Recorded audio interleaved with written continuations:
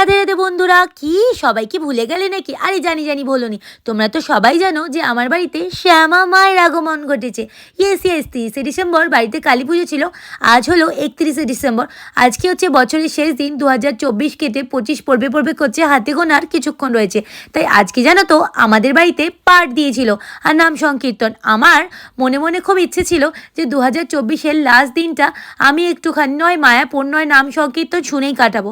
কি করব বলো, আমার যেমন অন্য কিছুতে আর বসে না।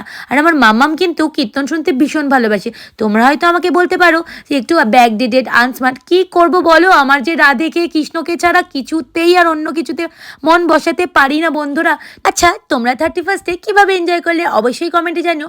আর জানো তো, যবে থেকে রাধারানীকে আর ভাইকে মানে কৃষ্ণ গোপুকে ভালোবেসেছি, তবে থেকে তারাও যেন আমাকে আরও বেশি বেশি ভালোবাসে। তো দেখো, এখানে মামির সাথে নাচানাচি করছি আর আমরা রাত 12টা একটু বেরাবো কোথায় ফাংশন হচ্ছে তাই দেখার জন্য। সবাই তো হ্যাপি নিউ ইয়ার বলে, আমি বলি রাধে রাধে।